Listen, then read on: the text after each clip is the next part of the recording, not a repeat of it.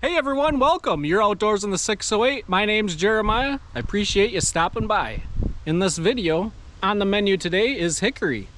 It's Shagbark Hickory. So my last hickory tree service score was that. It was all piled up here, but I've been working on the big chunks with the single wedge, and now I'm down to the smaller pieces, which should make some decent four-way splitting. Gonna run them through the Wolfe Ridge 22 RS four-way. No conveyor because I'm putting them here in the shed. This shed I used to have 24-inch long pieces.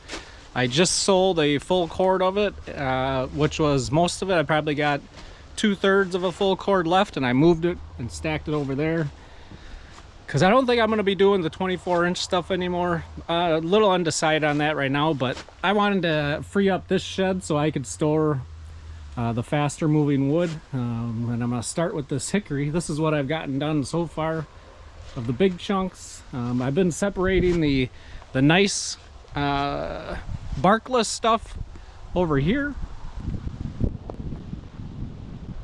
Out of this load so far, I've gotten this one single row of the nice barkless stuff. The stuff on the bottom here is stuff I split maybe 2 months ago. Same story here on the bottom. The stuff that I split a couple months ago, and then this stuff up here is the stuff I've been pulling out. It's ready to go, it's dry, that I'm selling as cooking wood that I'm getting out of this shed here. That is hickory, but it is the bitternut hickory, which I think is a little nicer, a little less stringy than the Shagbark hickory. But I got the tractor over here.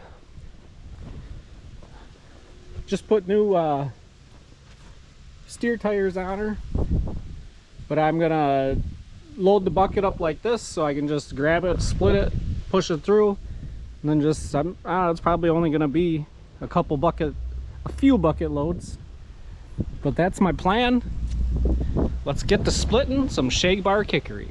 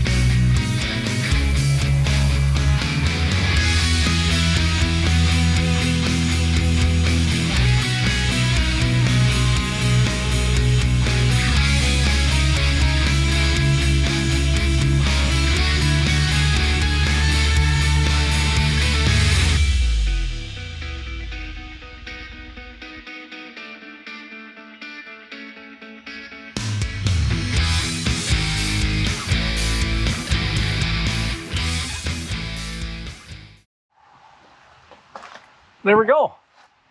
We got split and stacked Shagbark Hickory. It's split pretty good. That's, man, I tell you what, that stuff is pretty tough. Makes a mess. I knew it was gonna make a mess because when I was splitting with the single wedge, it even made a mess. So that goes to tell you, it makes a mess. Good thing I got the tarp down. It'll be easy cleanup. Got a lot of the bark came right off. Chunks. I'll use those make those into smoker chunks, and this is all the smoker chunks, which is a lot. Short pieces, oddballs pieces. I'll get that cut smaller, chunked up, and then in the tote to dry to sell as smoker wood. I got this. So these sheds, all these sheds are is like a shed in a box you get. They're supposed to have